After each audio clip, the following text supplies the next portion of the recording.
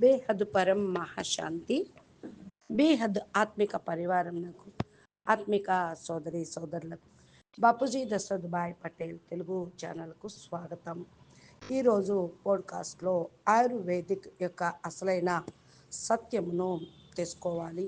మందులు ఎలా పనిచేస్తాయి, దీనికి చికిత్స ఆయుర్వేదిక్లో ఎలా చేస్తారు అనేటువంటి విషయము పోడ్కాస్ట్లో అనంతబాయి మరియు సిహోర్ ఎంపీ నుండి వచ్చినటువంటి డాక్టర్ యశ్వంత్ సింగ్ ద్వారా మనము ఈరోజు కొన్ని చాలా అద్భుతమైనటువంటి ఆయుర్వేదిక్ రహస్యాలు, విధి విధానము, ట్రీట్మెంటు, రోగాలను ఎలా పరిశీలన చేయాలి అనేటువంటి విషయాల గురించి అన్నయ్య చర్చిస్తూ ఉన్నారు. క్వశ్చన్ ఆన్సర్స్ మనము తెలుగులో తెలుసుకున్నాము తెలుసుకుందాము.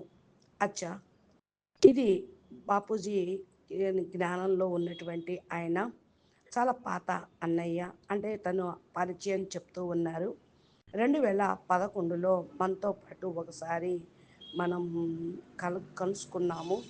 మళ్ళీ 23లో కంటిన్యూగా అయ్యాను అని చెప్తూ ఉన్నారు. ఒక ఇన్సిడెంట్ ద్వారా మళ్ళా ఈ యొక్క విషయం బయటకు వచ్చింది అని చెప్తున్నారు. ఫస్ట్ మరి అన్నయ్య గారికి పరం శాంతి చెప్తూ, మీ యొక్క ఆధ్యాత్మిక యాత్ర గురించి చెప్పండి అంటున్నారు అనంతబాయ్. మీ యొక్క జన్మ ఎక్కడ జరిగింది అని అడుగుతున్నారు. దీనికి యశ్వంత్ సింహ్ అన్నయ్య గారు చెప్తూ ఉన్నారు, నా లౌకిక జన్మ గోరఖ్పూర్ లోపల జరిగింది. 1958 లోపల గోరఖ్పూర్ అనగా డాక్టర్ నా యొక్క వృత్తి. ఇప్పుడు ఆయుర్వేదిక్ సాహిత్యకారుగా ఉన్నాను. చాలా కవితలు కూడా నేను రాశాను. ఈరోజు కూడా నేను ఆ కవితను వినిపించగలను అంటున్నారు అన్నయ్య. బాల్యంలో నాకు జ్ఞానం ఎడల ఆధ్యాత్మికత ప్రారంభం ఎలా అయింది అని అడుగుతున్నారు అనంతబాయ్. ఆధ్యాత్మికము లోపల ఇంట్రెస్ట్ నాకు బాల్యంలోనే 5 సంవత్సరాల నుండి స్టార్ట్ అయింది. చాలా తక్కువ వయసే. నేను భక్తి యొక్క వాతావరణంలో పుట్టాను. చక్కటి ఇంటి వాతావరణం. స్టార్టింగ్ గాయత్రి చాలీసా తోటి ప్రారంభం చేశాను అంటూ ఉన్నారు. అనగా గాయత్రి చాలీసా మేము రోజు చదువుతూ ఉండేవాళ్ళం. అంటే అనంతబాయ్ అంటారు, గాయత్రి పరివార్ తోటి మీరు కనెక్షన్ ఉందా అని, రిలేటెడ్గా ఉందా అన్నారు. ఉన్నది అని అన్నారు. ఈ గాయత్రి చాలీసా చదువుతూ ఉండేవాడిని. మా యొక్క పరివారంలో అందరూ, నేను చిన్నపిల్లవాడుగా ఉన్నప్పుడు నీళ్లు కూడా గిన్నెలో పెట్టుకొని అజ్మాని తోటి తర్వాత మేము డిస్ట్రిబ్యూట్ చేశాము. ఇలాగా మాకు ప్రతిరోజు కూడా కార్యక్రమం ప్రారంభమయ్యేది. మా దాదాజీ చాలా మంచి భక్తుడు, దుర్గాదేవి ఉపాసకుడు. ఇక్కడ మరి వాతావరణం భక్తి వాతావరణంగా నేను ఉండేది. చాలా జ్ఞాన మార్గంలోకి మీరు ఎప్పుడు వచ్చారు, భక్తి నుండి ఏ సంస్థతోటి కనెక్ట్ అయ్యారు అని అడిగారు అనంతబాయి. దానికి నేను గాయత్రి మిషన్లో కనెక్ట్ అయ్యాను. అది చాలా సంవత్సరాల వరకు నడిచింది. దాని తర్వాత 2011లో నేను డైరెక్ట్గా భక్తి మార్గం నుండి ఇక్కడ జ్ఞాన మార్గంలోకి వచ్చేసాను. భక్తి మార్గం నుండి అంటే 2011లో నాకు బాగా జ్ఞాపకం ఉన్నది. ఏమైంది, మహారాష్ట్రలో ఒక కంపెనీలో నేను గ్రీన్ టచ్ అనే పేరుతోటి ఉండేవాడిని. నేను పనిచేస్తూ ఉండేవాడిని. వాళ్ళు హెల్త్ ఇన్ఛార్జిగా పనిచేశాను. MP, UP, Bihar, Chhattisgarh 4 states చూస్తూ ఉండేవాడిని. నా యొక్క ప్లాన్ నుండి నడుస్తూ ఉండేది. విమానాల్లో కూడా రావటం పోవటం కూడా జరిగేది. పూర్తిగా సంవత్సరం మొత్తం కూడా షెడ్యూల్ ఫిక్స్ అయ్యి ఉండేది. అంటే ప్రజలు అంటే పేషెంట్లు ఆయుర్వేదిక్ డాక్టర్స్ దగ్గరికి వెళ్తూ ఉన్నప్పుడు వాళ్ళు తమ మెడిసిన్ గురించి వాళ్ళ యొక్క డిసీజుల గురించి అడుగుతూ ఉంటారు కదా. దాని గురించి టెస్ట్ కూడా చేస్తూ ఉంటారు. ఇది చాలా గొప్పది. అంటే నేను ఏమని చెప్తున్నాను అంటే ఆయుర్వేదిక్ అంటేనే ఆయుర్వేదంలో నాడి విజ్ఞానం పూర్తిగా ఉంటుంది. దీని గురించి చెప్పటంలో ఫస్ట్ ఆయుర్వేదంలో ఏమేమి సిస్టమ్ ఉంటుంది అని అడిగారు అనంతబాయి. అందరికీ కూడా అర్థం కావాలి కదా అని అడుగుతూ ఉన్నారు. ఆయుర్వేదిక్ లోపల ఏదైతే రోగాలు ఉన్నాయో ఆ విషయం వాతము, కఫము, పిత్తము ఈ మూడు గడబిడ జరగటంతో మెయిన్గా రోగాలు వస్తూ ఉంటాయి. అంటే ఏదైతే మన యొక్క ఆహార విహారము, ఆహార పానీయాలు మరి గడబిడ జరిగితే బ్యాలెన్స్ తప్పిపోతూ ఉంటుంది. ఈ బ్యాలెన్స్ చెడిపోవటంతో పిత్తం పెరుగుతూ ఉంటుంది. పిత్తం సంబంధించినటువంటి రోగాలు వచ్చేస్తూ ఉంటాయి. మనము పిత్తంను అంటే పిత్త రోగాలు అని అంటారు కదా. ఆ సమయంలో వాళ్ళకి ఆ ఔషధము ఇస్తూ ఉంటాము. ఎప్పుడైతే పిత్తము ఈక్వల్ సమానంగా బ్యాలెన్స్డ్ అయిపోతే దానికి సంబంధించింది అయిపోతుంది రోగం కూడా. తర్వాత వాతము అనేది పెరుగుతూ ఉంటుంది.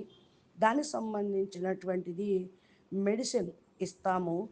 తర్వాత కఫం పెరుగుతూ ఉంటుంది. కఫం సంబంధించినటువంటి మెడిసిన్స్ మేము ఇస్తాము. ఇలాగా ప్రతి ఒక్క వ్యక్తిలోనూ వాతము, పిత్తము, కఫము ఈ మూడు బ్యాలెన్స్లు గురించి తెలుసుకోవాలి. ఈ బ్యాలెన్స్ చేస్తే రోగం సమాప్తమవుతుంది. మంచిగా మరి ఆయుర్వేదిక్ లోపల ఒక విశేషత ఇదే. చాలామంది ట్రీట్మెంట్ చేస్తూ ఉంటారు కానీ వాళ్లకు చెప్పేటువంటి విధానం తెలియదు, ఆలోచన తెలియదు. ఇప్పుడు అలోపతి వైపుకు వెంటనే ఫలితం లభిస్తుంది కదా అని దానికి వెళ్ళిపోతూ ఉంటారు. అలోపతి లాగా ఈ ఆయుర్వేదిక్లో వెంటనే రిజల్టు లాభము వాళ్ళకు కనపడదు. కానీ మూలంని లోపల లోపల నుంచే నరికేస్తూ ఉంటుంది. మనమైతే అలోపతిని ఒక సైతానీ చికిత్సగా ఒప్పుకుంటూ ఉంటాం మేమైతే. ఎందుకని అంటే దాని యొక్క పేరే అలా ఉంటుంది. ఎన్నైతే ఎంత ఎంతమంది అయితే ఆసురి గుణాలు ఉంటూ ఉంటాయో అంతమంది ఆసుడి ప్రవృత్తి ఉంటుంది కదా. ఈ చికిత్స పద్ధతి కూడా అలాగే ఉంటూ ఉంటుంది.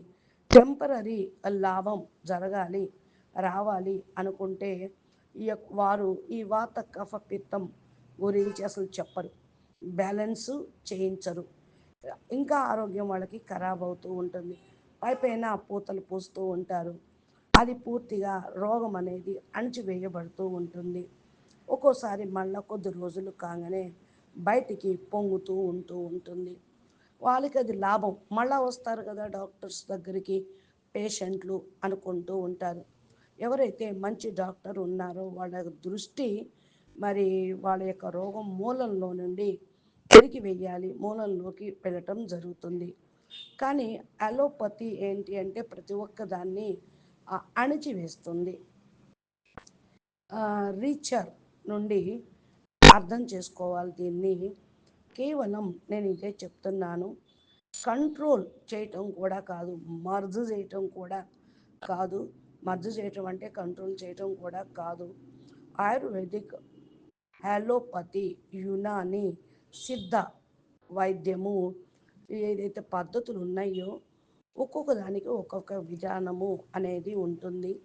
ఏదైనా సరే ప్రతి ఒక్కదాన్ని మర్జ్ చేసేటువంటి విధానము అనేది అలోపతి, యునాని అనిలో సిద్ధ వైద్యంలో ఉంటుంది. హోమియోపతి అనుకోండి మూలంతో నరికేస్తుంది, పూర్తిగా కొంచెం మీ ఆయుర్వేదిక్ కంటే దానికంటే ఆయుర్వేదిక్ బెటరు. అయితే ఈ అలోపతి యునాని కంటే హోమియోపతి బెటరు. మరి ఈ విధంగా మీరు ఆలోచించాలి. ఎప్పుడైతే ప్రజలందరూ ఆయుర్వేదిక్ వైపుకు మరి ముందుకు వస్తూ ఉంటారో అప్పుడు అన్ని రోగాల నుండి వాళ్ళు విముక్తి పొందుతారు. ఎందుకంటే ఇక్కడ ఆహారం యొక్క శైలి, ఆహార విహారము, పానీయ తినటము తాగటము ఇవన్నీ కూడా దైనిక దినచర్య గురించి ఏదైతే మరి ప్రజల్లో అపోహలు ఉన్నాయో వాటిని పూర్తిగా చెప్పటం జరుగుతూ ఉంటుంది. దీని ద్వారా రోగులు చాలా బ్యాలెన్సింగ్లా ఉంటూ ఉంటారు. రోగము అనేది ఇక ఉండదు. రోగం పుట్టడానికే కారణం ఫుడ్ చేంజ్ చేసుకోకపోవటమే, బ్యాలెన్స్ లేకపోవటమే. ఏ కారణం వల్ల అయినా సరే అవన్నీ సమాప్తం అవుతాయి.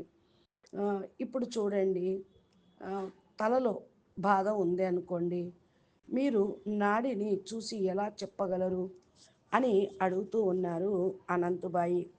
మాకు తెలిసిపోతుంది. ఎలా తెలుస్తుంది అంటే వాళ్ళ యొక్క స్పీడ్ వేరువేరుగా స్పీడ్ నాడి కొట్టుకోవటం ఉంటుంది. ఇప్పుడు చూడండి, మేండకు వైపు నడుస్తూ ఉన్నారనుకోండి, అది సర్పంలాగా నడుస్తూ ఉంటుంది. కచువ తాబేలు ఉంది, తాబేలు అలాగా కొంత నడుస్తూ ఉంటుంది, కొంత వైద్యము. ఇది ప్రాక్టీస్ మీద అందరికీ అర్థమవుతూ ఉంటుంది. ఏదైతే ఆయుర్వేదిక్ మరి వస్తువులు ఉన్నాయో హార్ట్ బీట్ను కూడా తెలుపుతూ ఉంటుంది. డాక్టరు డాక్టర్ యొక్క విషయాలు బాగా చెప్తున్నారే మీరు అంటున్నారు అనంతబాయి. డాక్టరు నాడి చూసి చెప్తూ ఎలా చూస్తారంటే ఈ 3 వేళ్ళు అని 3 వేళ్ళని అన్నయ్య గారు చూపిస్తూ ఉన్నారు. బీపీని చెక్ చేస్తారు. బీపీ మేము వెంటనే మిషన్ చూడాల్సిన అవసరం లేదు, నాడిని చూసే ఎట్లా బీపీ ఉంది, ఎంత పర్సంటేజ్ ఉంది అని మేము చెప్పగలము. మళ్ళీ అదేవిధంగా రీడింగ్ కూడా మేము చెప్పగలము. ఏదైతే ఒక పేషెంట్ని చూశారనుకోండి, డాక్టరు టైం ఎక్కువగా తీసుకుంటూ ఉంటారు. ఇదేందో నాడి చుట్టం కదా, వేళతోటి కదా, టైం పడుతుంది. ఇప్పుడు టెంపరేచర్ ఉంది బాడీకి, అంటే జ్వరం వస్తుంది, టెంపరేచర్ పెరుగుతుంది, అది బ్రీత్ రేటు కూడా చెప్పగలము. ఇలాగా ప్రాక్టీస్ మీద మేము ఇంప్రూవ్మెంట్ అనేది చేసుకున్నాము. ఏ ఇన్స్ట్రుమెంటు అవసరం లేదు, నాడుని చూసే చెప్పగలము. ఎంత ఇన్స్ట్రుమెంటల్స్ అవసరమే లేదు, థర్మామీటర్ పెట్టుకోవాల్సిన పనే లేదు. చేతుల ద్వారానే మేము ఈ రీడింగ్ కూడా నాడిని చూసి చెప్పి మేము చెప్పేస్తూ ఉంటాము. చెక్ చేసే పద్ధతి ఇదే అంటున్నారు. మరి ఇది ఏదైతే ముందు వెనక ఈ ఏళ్ళు ఉన్నాయో దీనితోటి 27 రోగాలను ఒక వేలు లోపల ద్వారా చూడగలము. ఈ యొక్క రోగాలను వెనక వచ్చేవి ముందు అవి కూడా మాకు తెలుస్తూ ఉంటాయి. ఏది మర్జ్ అయిపోయినాయి, ఏది ఎక్కువగా ఉంది అంటే పిత్తము, కఫము, వాతము ఏది ఎక్కువగా ఉంది అని చూడగలుగుతాము. చూడటంతో మాకు తెలిసిపోతుంది. తల దగ్గర నుండి స్టార్ట్ చేయటం చూడటం జరుగుతుంది. తరువాత బాడీ నడుము వరకు చూస్తూ ఉంటాము. ప్రజలు ఏదేదో అనుకుంటారు, అపోహ. కానీ దీని తర్వాత కింద ఏదైతే భాగం ఉన్నదో అవి కూడా ఏళ్ళ ద్వారానే ఏదైతే ఎక్కడైతే ఉందో అవన్నీ మేము చూడగలము అంటూ ఉన్నారు. డయాగ్నో చేస్తూ ఉంటాము అంటున్నారు. వెరీ నైస్ అని అంటున్నారు అనంతబాయి. ఇక్కడ చాలా విషయాలు మాకు తెలియచేస్తూ ఉన్నారు. మనసు మరియు శరీరానికి ఏం కనెక్షన్ ఉంది మీ దృష్టిలో, అది దాని విషయం చెప్పండి అని అడిగారు అనంతబాయ్. దానికి పూర్తిగా కనెక్షన్ ఉంది. ఇప్పుడు చూడండి, మనము ఆయుర్వేదిక్ అంటున్నాం. కొందరు రోగం వచ్చింది అంటే ఫస్ట్ మానసిక రోగమే ఫస్ట్ వస్తుంది. తర్వాత మనసు యొక్క ప్రభావం శరీరం మీద పడుతుంది. ఆటోమేటిక్గా రోగం బయటికి వస్తూ ఉంటుంది. మనసు యొక్క చికిత్స చేయాలి అనుకునే చాలామంది ఇది సైక్రియాటిస్ట్ తీసుకెళ్ళి మనోరోగానికి మందేస్తూ ఉంటూ ఉంటారు. మనసు సరిగా చేసుకోవాలి అంటే ఏం చేయాలి అంటే మీ లోపల ఏదైతే వికృతులు చెడు ఆలోచనలు ఉన్నాయో థింకింగ్ దాని యొక్క ప్యాటర్న్ని మార్చుకోవాలి. మనం కంట్రోల్ చేస్తూ ఉంటాము మెడిసిన్ తోటి, నాడీ వైద్యంతో కూడా. మనము కంట్రోల్ చేసిన కొద్దీ నెగిటివిటీ పోతుంది. అయితే అన్నయ్య అడుగుతున్నారు, ఈ నెగిటివిటీ ఎక్కడి నుంచి వస్తుంది అని. అంటే నెగిటివిటీ మర్జీ వస్తూనే ఉంటూ పుట్టిన దగ్గర నుంచి ప్రకృతి వాతావరణము, పరిసరాలు, పరివారము, ఈ ప్రపంచము నుండి ఆటోమేటిక్గా వస్తూనే ఉంటూ ఉంటాయి. దానికి ఏం మందు అంటే మీ మనసు యొక్క సైకిక్ను మేము చూస్తూ ఉంటాం. కేవలం అనులోమ విలోమము, ఏ విధంగా ప్రాణాయామం కూడా మేము నేర్పుతూ ఉంటూ ఉంటాము. అలాగే దీనితోటి మనసు కరెక్ట్ అవుతుంది. ఇక్కడ స్టార్ట్ చేస్తే అది బ్యాలెన్స్ అయిపోతుంది. మేము రాసిస్తాము. మీరు 5 నిమిషాలు భస్త్రిక చెయ్యండి, అనులోమ విలోమము 5 నిమిషాలు చేయండి, దాని తర్వాత కపాలభాతి చెయ్యండి అని చెప్తాము. అలాగా చేసిన కొద్దీ వాళ్ళ మనసు కంట్రోల్ అవుతుంది. ఎలాగా అంటే నేను ఇప్పుడు క్లాస్ కూడా ఒకసారి చేయిస్తూ ఉంటాను.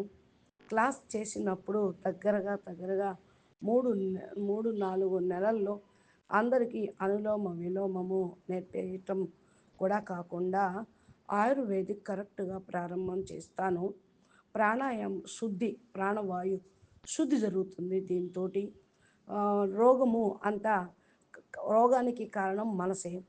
మనోమయ శరీరం అంటారు, బాబూజీ కూడా కారణ శరీరం అంటారు దీన్ని. స్నాయు కంట్రోల్, నాభి ఏదైతే ఉందో ఆ నాభి నుండి స్టార్ట్ చేస్తూ ఉంటాము. నాభిలో 72,000 నాడులు కనెక్ట్ అవుతూ ఉంటాయి. ఆ నాభి దగ్గర మణిపూరక చక్రము అనేది ఉంటుంది. పూర్తి ఊర్జ అనేది అక్కడ స్టాక్ అయి ఉంటుంది. దానికి కనెక్ట్ అయ్యేటువంటి బీజాక్షరం ఉంటుంది, ఒక మంత్రం ఉంటుంది. దాని మీద కాన్సన్ట్రేషన్ ధ్యానం చేయటము, నోటితోటి మంత్రాన్ని ఉచ్చారణ చేయటము, ఆ చక్ర గురించి చెప్పటము, దాన్ని హీలింగ్ చేయించటము, అలా ధ్యానం చేయమని చెప్తూ ఉంటాము. ఇలాగ ఇంక అన్నయ్య చక్రాసు గురించి హీలింగ్ చేస్తూ ఉంటే ఒక్కొక్క దాని గురించి వివరంగా చెప్తూ ఉన్నారు. ఇప్పుడు నాభి దగ్గరకు వచ్చారు, ఇక అన్ని షట్ చక్రాల గురించి చెప్తున్నారు వివరంగా. మనము నెక్స్ట్ ఆడియోలో షట్ చక్రాలు ఎలాగా, ఏవి అనుష్ఠాన దేవతలు, మంత్రము, ఈ యొక్క హీలింగు ఎలాగా అనేది ఆయుర్వేదిక్ ఏం చెప్తుందో తెలుసుకుందాము. మీరు మా ఛానల్ని సబ్స్క్రైబ్ చేసి గంట సింబల్ని ప్రెస్ చేస్తే నోటిఫికేషన్ రూపంలో మీకు బాపూజీ తెలుగు ఛానల్లో అప్లోడ్ చేసినవి వస్తూ ఉంటాయి. అచ్చా, పరం శాంతి, నమస్తే, ధన్యవాదాలు.